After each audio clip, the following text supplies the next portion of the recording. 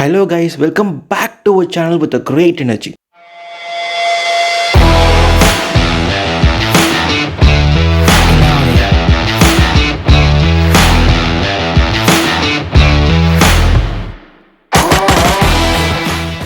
இன்னைக்கு நம்ம கண்டிஷனல் இன்ஸ்ட்ரக்ஷனை பற்றி தான் பார்க்க போகிறோம். So let's start it. நம்ம டீப்பாக கான்செப்ட்குள்ளே இறங்குறதுக்கு முன்னாடி ஒரு சின்ன கதை பார்த்துட்டு வருவோம்.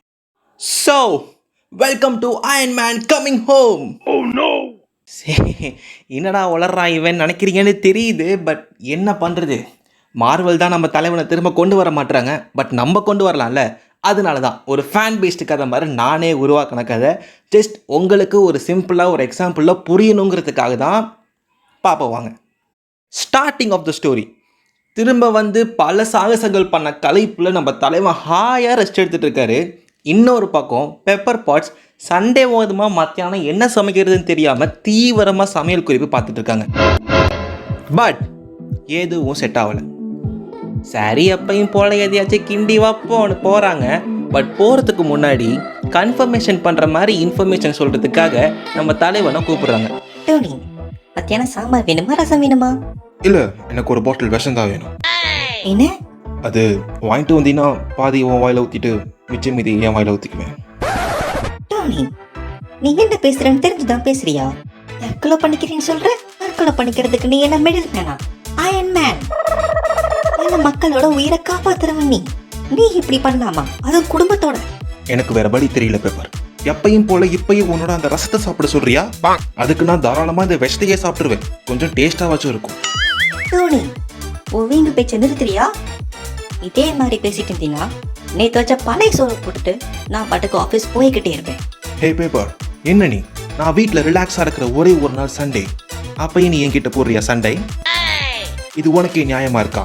இன்னைக்கு நான் ஏதாச்சும் காரசாரமா சாப்பிடணும்னு நினைச்சேன், அது தப்பா? சொல்லு பேப்பர். ஓ, புடிசாத வேணுமா? ஓ நோ பேப்பர், எனக்கு பிரியாணி வேணும்.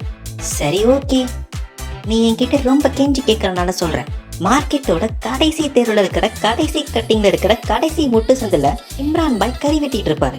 ஆனா அவர் 12 மணி வரைக்கும் தான் இருப்பார். நீ அவர் கடையை சாத்துறதுக்குள்ள போய் கறி வாங்கிட்டு வந்துட்டீனா நான் ட்ரை பண்றேன். அவ்வளவுதானே, இப்போ வாங்கிட்டு வரேன் பார். ஹாப்பி. சொல்ல மறந்துட்டேன். இன்னைக்கு டின்னருக்கு ஹாப்பிமா வாங்குறதுக்காக ஹாப்பியை ரோஸ் லாய்ஸ் கார்ல அமைச்சு வச்சிருக்கேன். சோ நீ போறது தவிர வேற வழியே இல்லை. அடி பாவி, 10 ரூபா பாக்கெட்டுக்கு 10 கோடி ரூபா கார் கேக்குதா? பெட்ரோல் போறது நானாச்சே, நீ இதுவும் பண்ணுவ இன்னும் பண்ணுவ. ஜாவேஸ், கறிக்கடை பைக் ரூட்டை போடு. ஸோ அவ்வளோதான், கதை முடிஞ்சுது. பட் ஃபைனல் கன்க்ளூஷன் என்ன?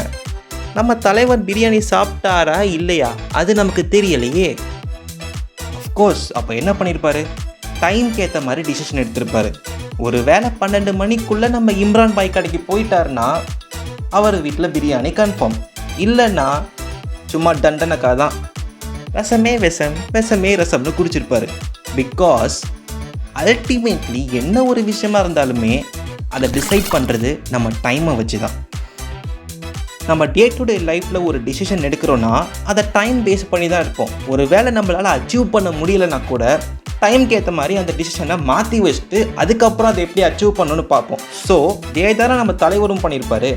12 மணிக்குள்ளே இம்ரான் பாய் கடைக்கு போனாருன்னா கறி கன்ஃபார்ம். இப்போ இதை நம்ம ப்ரோக்ராமில் சொல்ல போகிறோம். அப்போது எப்படி சொல்கிறதுன்னா அதுக்கு தான் நம்ம டிசிஷன் கண்ட்ரோல் ஸ்டேட்மெண்ட்டை யூஸ் பண்ணுவோம். ஸோ நம்ம விஎஸ் கோட திறந்தாச்சு. இப்போ இங்கே இன்ட் ஏன்னு ஒரு வேரியபிள் சும்மா டிஃபைன் பண்ணி வச்சுக்கிறேன். அப்புறம் கீழே நம்ம தலைவனோட தலையெழுத்து எழுத போகிறோம். எஸ், இஃப்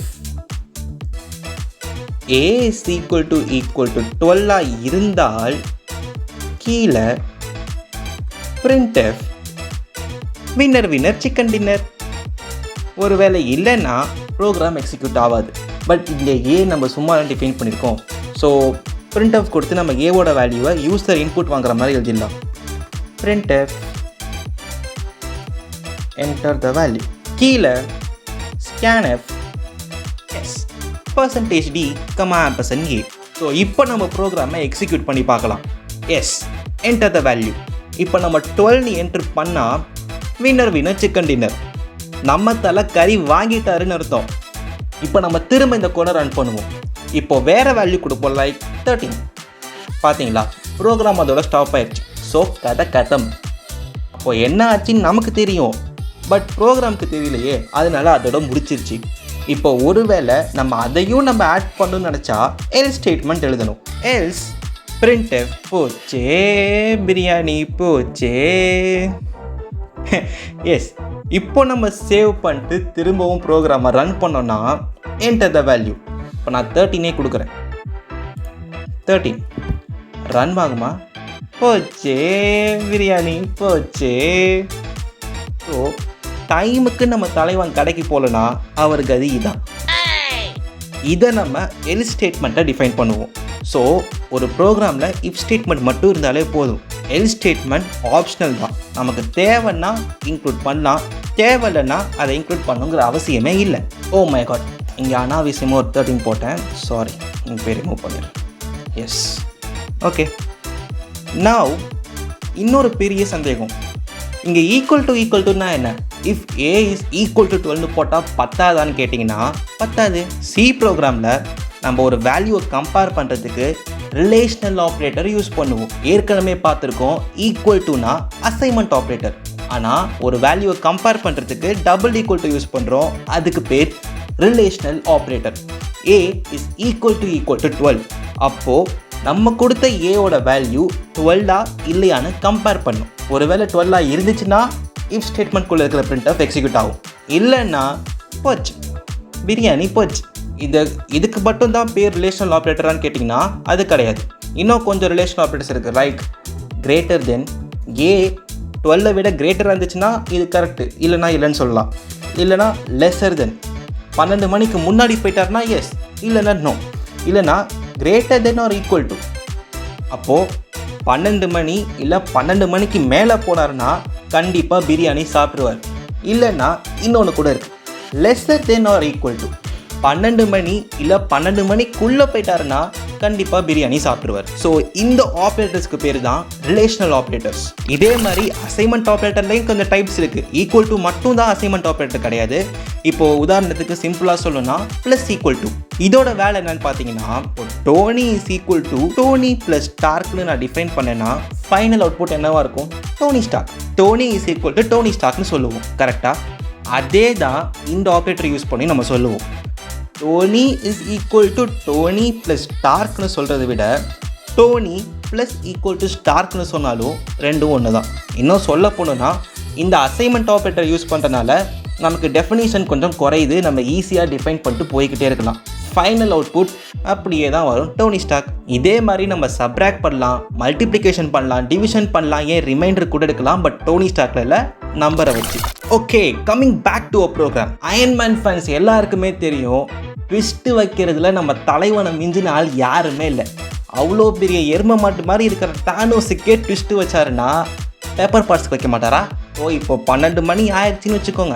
12 மணிக்குள்ளே இல்லை 12 மணிக்கு போனால் வின்னர் சிக்கன் டின்னர், இல்லைன்னா போச்சு பிரியாணி போச்சுன்னு சொன்னோம். பட் நடுவில் ஒரு ட்விஸ்ட் வைக்கலாம்ல.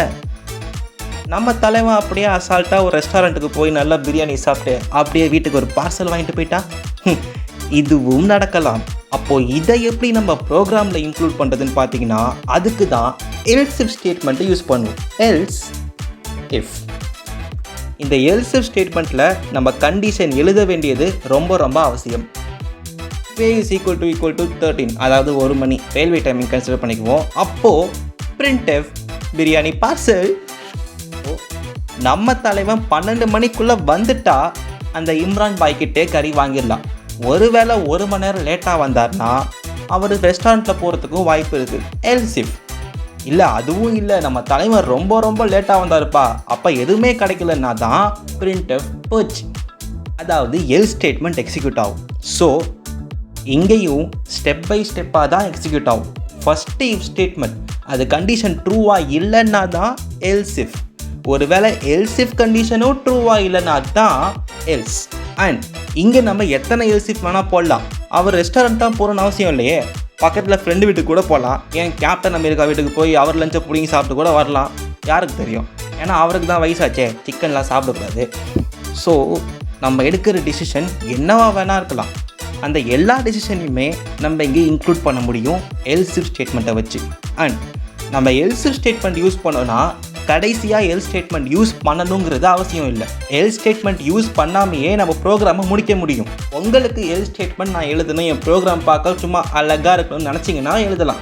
இல்லை எனக்கு எதுக்கு தேவையில்லாமல் எழுதிக்கிட்டு எல்சிஃபோடே முடிச்சிடலாம் நினச்சாலும் எந்த பிரச்சனையும் இல்லை, தாராளமாக முடிக்கலாம். அதில் எந்த எரரும் வராது. ஸோ இன்னைக்கு வீடியோவில் நம்ம தலைவனோட ஹெல்ப்பால் எஃப்எல் ஸ்டேட்மெண்ட்டை பக்காவாக புரிஞ்சிருப்பீங்கன்னு நினைக்கிறேன். இதுதான் எஃப்எல் ஸ்டேட்மெண்ட்டோட கான்செப்ட். அது சியாக இருந்தாலும் சரி, C++ இருந்தாலும் சரி, பைத்தானாக இருந்தாலும் சரி, இல்லை எந்த ஒரு சைத்தானாக இருந்தாலும் சரி, ப்ரோக்ராமிங் லாங்குவேஜில் இஃப் எல்ஸ்ன்னு வந்தாலே அதுக்கான டெஃபினிஷன் இதுதான். ஸோ இந்த வீடியோ உங்களுக்கு பிடிச்சிருக்குன்னு நினைக்கிறேன். அண்ட் இதுக்கு போய் என் தலைவனை யூஸ் பண்ணிட்டேடான்னு சில அயன்மேன் ஃபேன்ஸ் நினச்சிங்கன்னா, நமக்கு யாரை ரொம்ப பிடிக்குமோ அவங்கள தான் நம்ம எக்ஸாம்பிளாக கன்சிடர் பண்ணிக்குவோம். ஸோ எனக்கு பர்சனலாக அயன்மேன் தான் ரொம்ப பிடிக்கும். ஈவன் என்கேம் அப்போ அயன்மேன் செத்து போனப்போ பாத்ரூமில் யாருக்கும் தெரியாமல் உட்காந்து அழுத கேஸில் நானும் ஒருத்தனா பார்த்துக்கோங்க. அவ்வளோ ஏன், அதுக்கப்புறம் மார்வல் என்னதான் புதுசாக சாங்சி பாவ்பாஜின்னு ட்ரை பண்ணாலும் என் தலைவன் இல்லாமல் எனக்கு பார்க்கவே பிடிக்கலன்னா பார்த்துக்கோங்க எவ்வளோ வெறித்தனமான ஃபேன்னு. ஸோ அதனால தான் நம்ம தலைவனை யூஸ் பண்ணேன், தப்பாக நினச்சிக்காதீங்க. ஸோ இந்த வீடியோ பிடிச்சிருந்தா மறக்காமல் லைக் பண்ணுங்கள், அப்படியே உங்கள் ஃப்ரெண்ட்ஸ் கூட ஷேர் பண்ணுங்கள் இஃப் ஸ்டேட்மெண்ட் ஈஸியாக புரியுறதுக்கு. அண்ட் ஒருவேளை நம்ம சேனலுக்கு ஃபர்ஸ்ட் டைம் வந்தீங்கன்னா மறக்காமல் சப்ஸ்கிரைப் பண்ணிடுங்க. So see you guys in the next video. Till that, bye bye.